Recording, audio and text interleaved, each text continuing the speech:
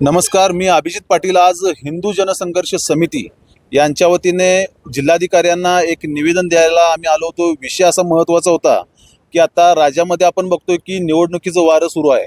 तर या निवडणुकीच्या संदर्भात बरेच उमेदवार इच्छुक आहेत। तर ते उमेदवार वेगवेगळ्या पद्धतीनं नागरिकांशी संपर्क साधावा या पद्धतीनं पॉम्पलेट्स काढणे, बॅनर लावणे, पत्रके काढणे असे वेगवेगळे विषय ते आजमावत आहेत।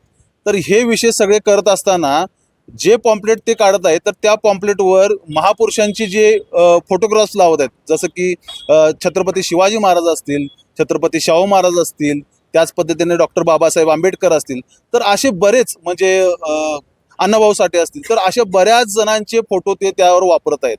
परंतु हे सगळे वापरत असताना घरोघरी पॉम्पलेट देत असताना किंवा दारोदारी हे पॉम्पलेट वाटप करत असताना काही ठिकाणी तो उमेदवार कोणाला आवडत नसतो, या सगळ्या गोष्टी असतात। तर त्याच्या समोर ते पॉम्पलेट फाडलं जातं, गटरीत फेकलं जातं, नाल्यात फेकलं जातं, काही ठिकाणी त्याच्यावर थुंकलं जातं।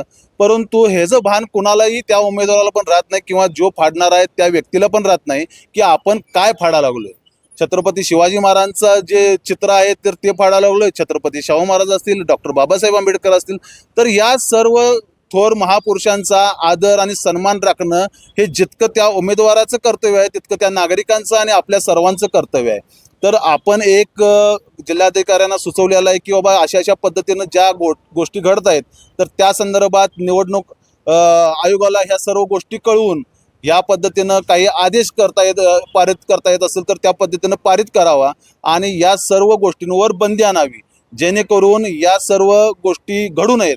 याच्या अगोदर पण महाराष्ट्रामध्ये साधारण 6 ते 7 वेळा अशा पद्धतीच्या घटना घडून मोठ्या दंगली घडलेल्या आहेत, काही ठिकाणी वाद प्रसंग घडलेले आहेत। तर या पद्धतीनं पुन्हा अशा गोष्टी घडू नयेत यासाठी आपण प्रशासनाला या पद्धतीनं आपण एक सुचवलेलं आहे की बाबा या पद्धतीनं तुम्ही आदेश तात्काळ काढावा। तर प्रशासनानं पण ही गोष्ट मान्य केलेली आहे आणि ही गोष्ट गंभीर आहे असं त्यांच्याने पण निदर्शनास आलेलं आहे आणि त्या पद्धतीनं प्रशासन आजच निवडणूक आयोगाशी संपर्क साधून या संदर्भात कोणता आदेश पारित करता येईल किंवा काढता येईल तर या संदर्भात ते काढणार आहेत असं आपल्याला पूर्ण आश्वासन मिळालेलं आहे।